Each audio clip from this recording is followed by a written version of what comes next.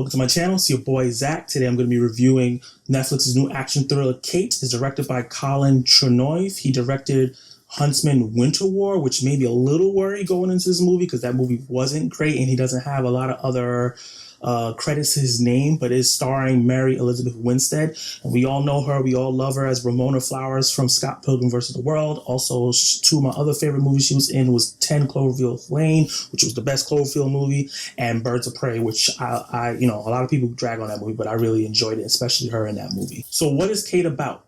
Kate is about an assassin who's on a job in Osaka, Japan, and after she completes her job and prepares for the next one, she is poisoned and has less than 24 hours to live. And what she decides to do with that 24 hours is to go find the culprits who poisoned her and murder everybody that they know and love. We've seen a lot of female-led revenge action thriller movies recently in the last 10 years, and they range from different qualities to the really, really bad to the really, really good. And this one is somewhere in between, inspired by Kill Bill Volume 1, 2, and those classic movies. And this movie is inspired by Kill Bill with the brutal action, a little bit of Atomic Blonde, a little bit of another movie that came out on Netflix this year, Gunpowder Milkshake, and this Japanese action flick, The Man from Nowhere, which was one of my personal favorites. I'm going to break down the good and the bad of this movie, and I'm going to start with the good. Right off the bat, Mary Elizabeth Winstead is a powerhouse, charismatic, super action star. After I saw her in Birds of Prey, I was like, okay, she knows what she's doing in an action flick. And now here she's upped herself even more. And I think that this flick should get her more action roles. She does a great job of having a great presence, undeniable presence on screen, and being very believable as someone that can murder a whole bunch of people. And she's not a Mary Sue. She gets her ass kicked a lot in this movie. And because of the poison, she slowly is deteriorating through this movie as she goes against more and more insurmountable odds. And she does things in a way, she's not running headfirst into it. She's a smart fighter and very charismatic when she's not fighting. A character that you can tell that has honor, even though she's an assassin. And if she was in a different environment, in a different situation in her life, that she probably would be a really great person. She also has so much swag in this movie. The way she comes into a room, the way she acts, interrogates people. Soulja Boy would be proud of how much swag she turns on when she gets out of the bed. And the other lead in this movie, the other female lead in this movie is, hopefully I'm pronouncing this actress name right. Her name is MIKU MARTINEAUI. She's an excellent find by this director. This is her first live action role. She's done some voice acting in kids shows, but she does an excellent job here as Annie, the niece of a Yakuza mob boss. She's funny, charismatic. She's the heart of this movie. She plays the emotional parts really well, and she plays the annoying teen really well with a potty mouth and a charisma that reminds me of Chloe Grace Moretz in the movie Kick-Ass, and kind of movies. Chloe's done that kind of character in multiple movies at this point, and she does a really, really great job of keeping things lively. It's not all serious and doom and action and danger all the time. She brings the humor really well, but not at the wrong points. I also got to shout out the soundtrack. It has a banging soundtrack in this movie. The old school samurai feel in some of the action sequences, some Japanese pop music that really slaps, and some good rap that makes this movie feel like a mix of Eastern and Western.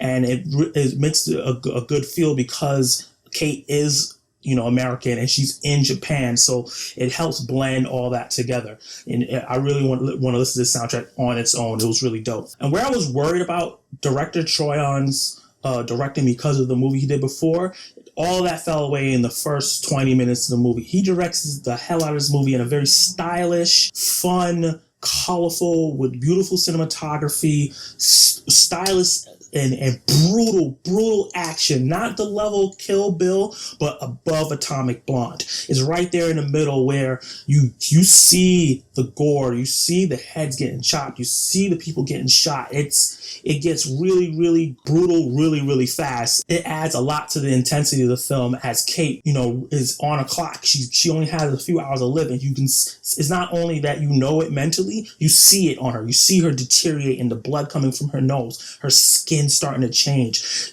and she has to keep pushing forward and facing more and more increasing odds, and the action gets more brutal as you go.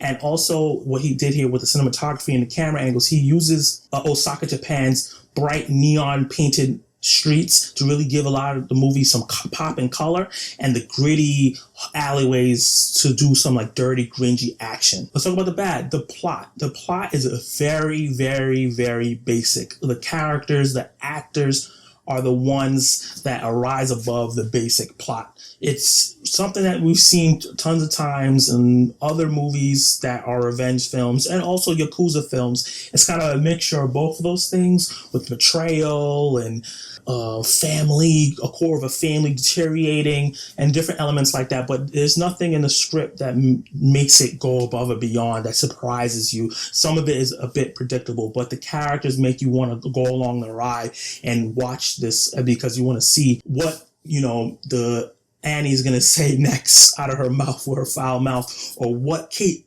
was going to do to these people when she gets her hands on them. So yes, the characters are really great, but the story is paper thin, and the motivations for the antagonists also are almost non-existent. The reveal of what was really happening in the movie fell a little flat for me, to the point where I'm watching it at home on Netflix. I had to rewind a couple times to make sure I understood what the problem was. Well, come in for the action, come in for the banging soundtrack. The story is definitely second. It's very serviceable, but it's not outstanding. Now let's talk about my verdict. Despite the story being paper thin, I think Kate rises above most of the female-led revenge action flicks that we got over the years because of the directing, the stylish directing, and the stylish, brutal action that we've gotten in this movie. And Mary Elizabeth Winstead and Miku's performances of the two female leads just doing a banging job, making it very engaging and bringing all the heart that they could to these characters with the little that they had in the script. So my grade, I'm going to give this movie a C+. Like the video, subscribe to the channel, comment below how you feel about this movie. Kate, did you think that it rised above all the other action flicks, or do you feel like it drowns in the sea of them? And suggest other movies that you would like me to watch and review, or trailers to react to, or short horror films that you would like me to react to. Drop the comments below for those as well, or hit me up on Facebook or Instagram and Twitter. Those things should be all on the screen here right now. And you can watch more right